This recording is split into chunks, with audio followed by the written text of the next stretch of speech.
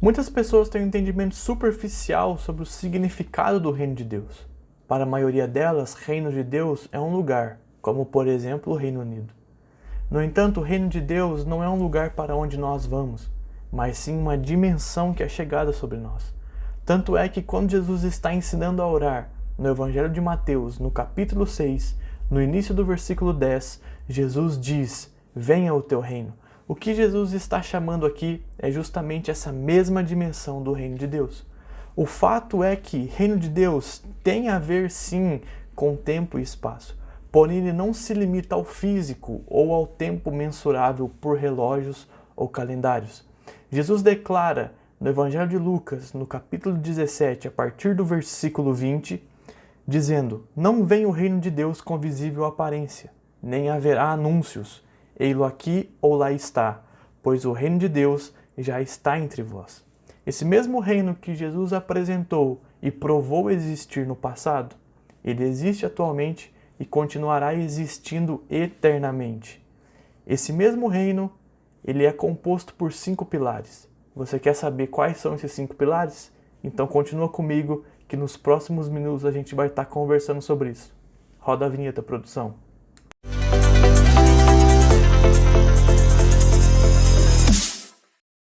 E aí galera, beleza? Antes da gente continuar, deixa eu me apresentar para você. Para quem não me conhece, eu sou o Vini, é um prazer imenso ter você aqui comigo nesse vídeo. E eu quero te fazer um pedido, já vai deixando o like aí, e se você ainda não é inscrito no canal, se inscreva, ative o sininho das notificações para você ficar por dentro de todas as novidades que a gente tiver aqui no canal, todos os vídeos novos que forem lançados. Beleza? Me segue lá no Instagram também, @vini0012. Valeu galera, vamos nessa, partiu o primeiro pilar. O primeiro pilar é o rei. E por mais que isso seja óbvio, todos os reinos têm um rei. E os reis são estabelecidos por direito de nascença. Ele vai governar independente da opinião do povo. Os reis não são nomeados ou eleitos. Um rei não é um presidente ou um primeiro-ministro. Por exemplo, a gente não vai votar em um rei para colocar ele no poder. Tá certo? Então, por causa disso, o rei não pode ser destituído, independente da opinião do povo.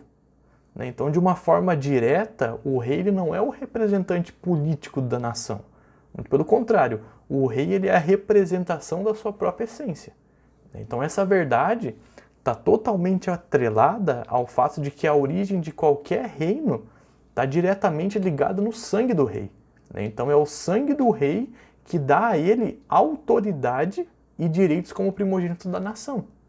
Então o rei, ele é o centro, ele está no centro da fonte de qualquer reino.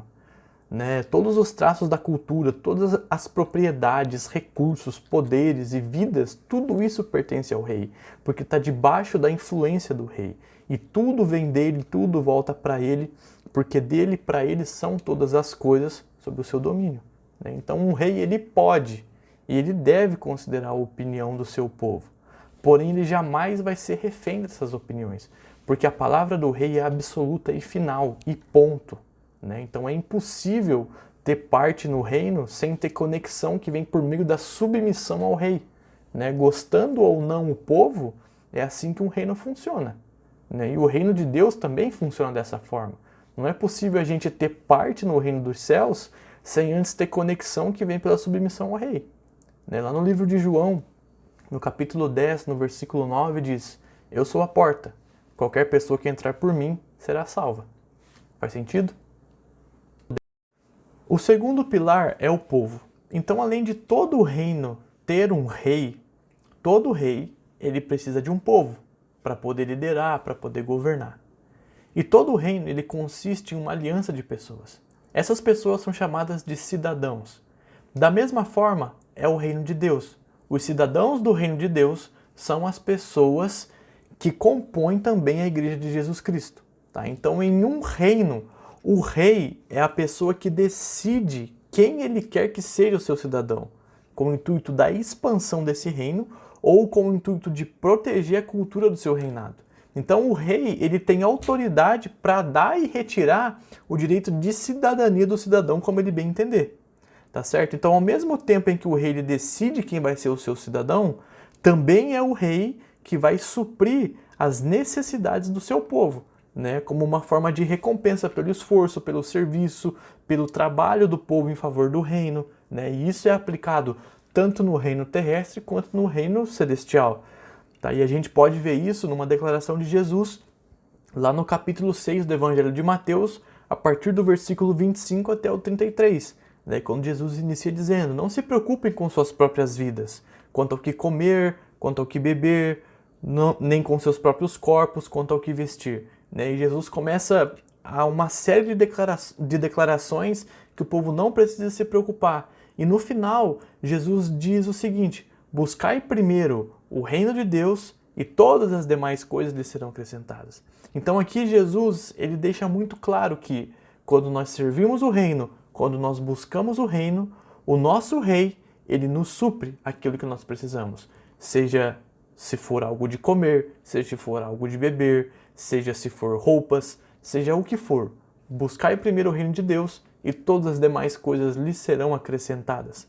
Tá certo? Agora, beleza, Vini, eu entendi isso aí, mas eu tenho uma dúvida. Como que eu vou saber se eu sou um cidadão do reino de Deus? Né? Então vamos lá para Mateus, no capítulo 10, no versículo 32, Jesus diz assim: quem, pois, me confessar diante dos homens, eu também o confessarei diante do meu Pai que está nos céus. Então, todo aquele que aceita Jesus Cristo como seu único e suficiente Salvador, né, fazendo a sua confissão diante dos homens, essa pessoa que fez essa declaração é apresentada a Deus. E a partir desse momento, quando você aceita o senhorio de Jesus sobre a sua vida, você recebe uma identidade de cidadão do reino. Não por causa dos seus méritos pessoais, mas por causa dos méritos de Cristo, que levou tudo e se entregou por nós na cruz, né? Justamente para nos dar essa identidade. Então, a partir desse momento, a gente pode dizer que nós somos cidadãos do reino, tá certo? E agora, por conta da gente ter essa cidadania de um reino, né? Por nós nos tornarmos cidadãos do reino, agora a gente precisa estudar e nos comprometer com a constituição desse reino, né? Porque a constituição do reino a qual a gente pertence possui um código de ética, né? Possui um conjunto de leis, possui normas, possui regras que são impostas perante o povo, né? Para que os cidadãos sigam e tudo mais, né? Porque foi assim que o nosso rei determinou e a palavra do rei ela é absoluta. Então, a partir desse momento, a gente vai para o terceiro pilar. O terceiro pilar do reino de Deus é a Constituição. Então, assim como qualquer país possui uma Constituição, né? Ou seja, possui leis, possui normas, possui regras, né? O reino de Deus ele também possui as suas próprias leis, possui o seu código de ética e o seu código de conduta, né? Então, a Constituição do reino de Deus ela está toda declarada na sua palavra, que é verdadeira, que é a Bíblia.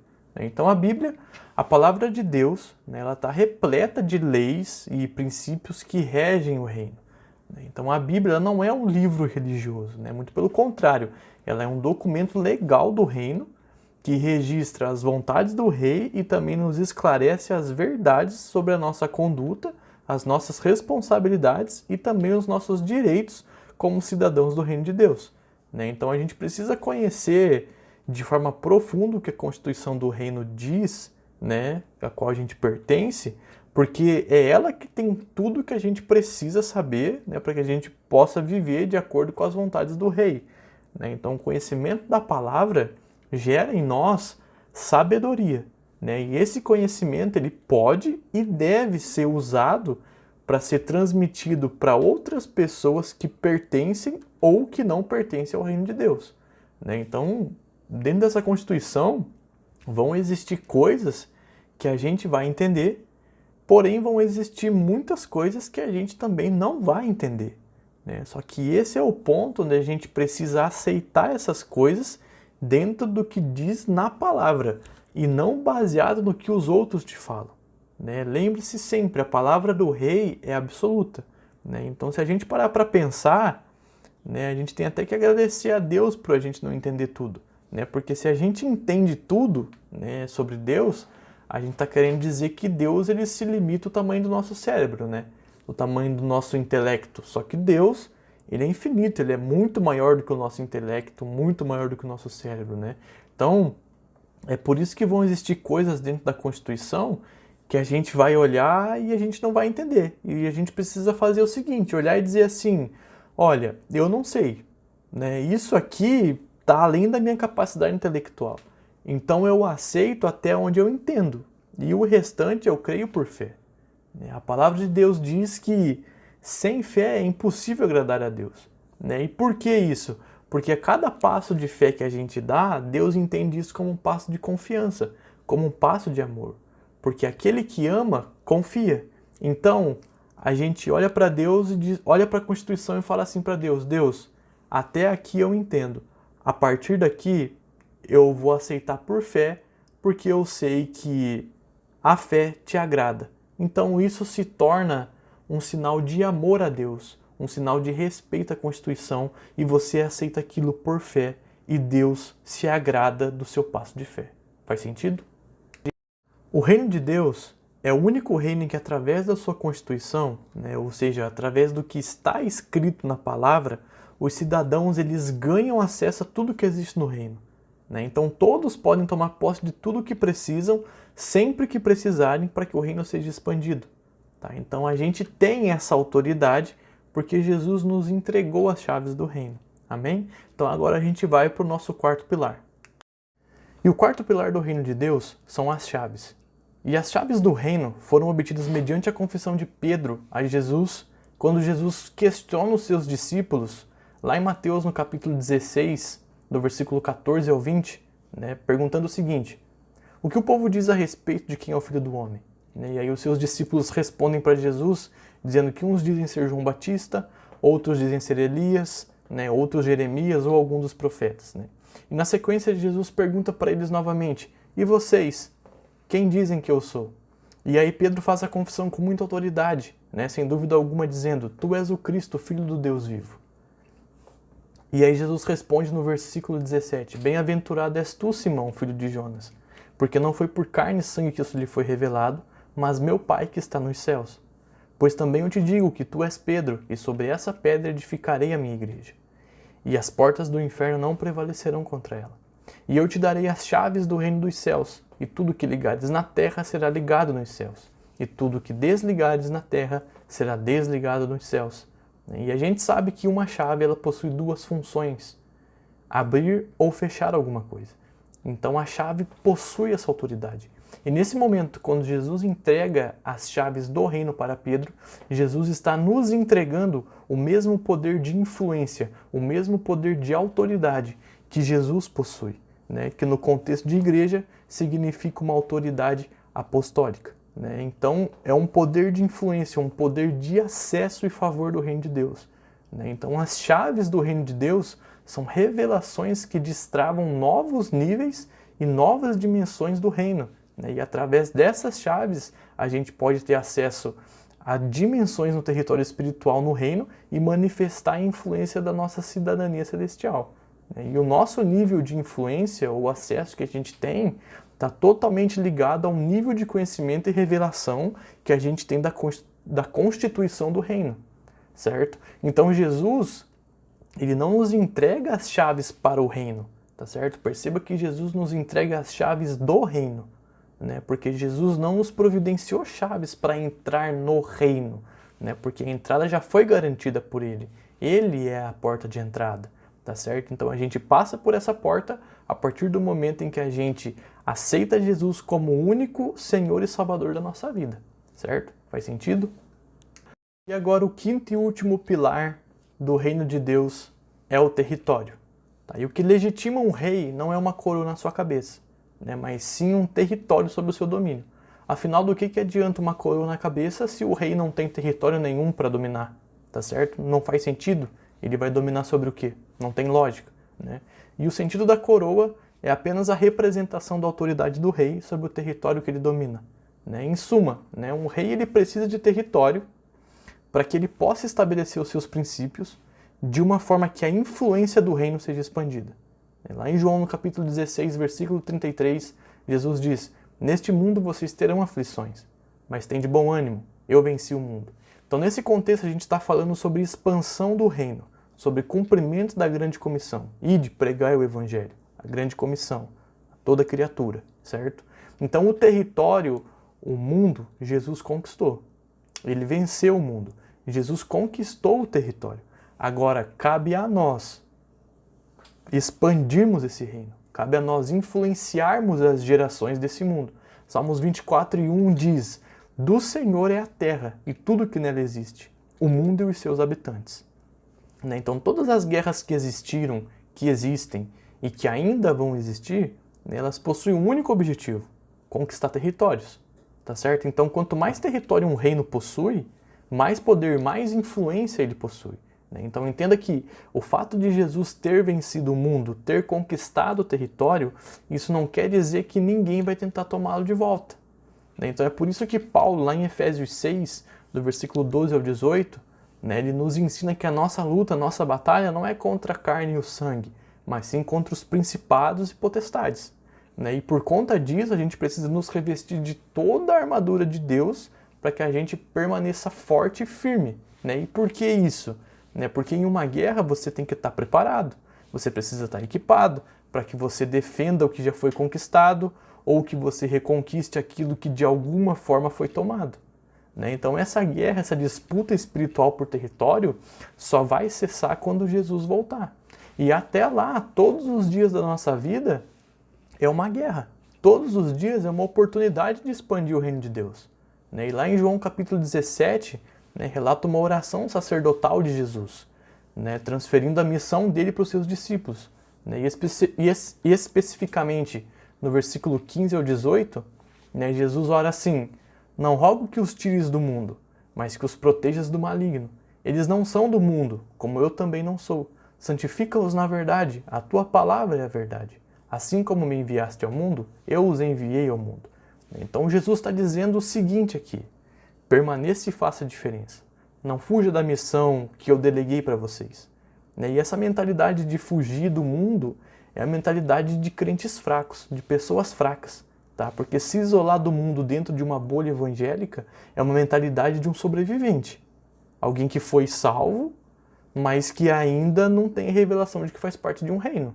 Ele ainda não entendeu que por conta disso ele é mais influente do que o mundo. Então pessoas que não têm a sua identidade consolidada em Cristo, elas vão reagir com medo da escuridão. E a gente precisa se lembrar sempre que no reino de Deus a gente não é influenciado pelo mundo. Muito pelo contrário, a gente é o influenciador. Amém? Faz sentido? Então, pessoal, esses foram os 5 pilares do reino de Deus. Eu espero que esse conteúdo tenha agregado na sua vida, tenha agregado o seu conhecimento, tenha edificado a sua vida. E se caso, para você que me assistiu até aqui, esses 5 pilares despertou em você uma maior curiosidade, mais fome para entender mais sobre o reino de Deus, eu quero indicar para você, além da Bíblia Sagrada, é claro que vai te instruir de uma forma maravilhosa sobre o reino de Deus, eu quero indicar para você também o livro do Teófilo Hayashi, que se chama O Reino Inabalável. No Reino Inabalável é um livro maravilhoso e você vai encontrar dentro desse livro esses mesmos 5 pilares, inclusive muitas das referências do conteúdo desse vídeo eu tirei de lá. Então você pode estar adquirindo, eu vou deixar o link aí na descrição para você, e você pode estar adquirindo e se aperfeiçoando ainda mais sobre esse assunto do reino de Deus, dos pilares do reino de Deus. Beleza? Eu agradeço de coração por você ter assistido até aqui. Não esquece o like, deixa o like que isso me ajuda muito. Compartilha com a galera e não esqueça de se inscrever no canal. E tamo junto, que Deus abençoe a sua vida e let it burn.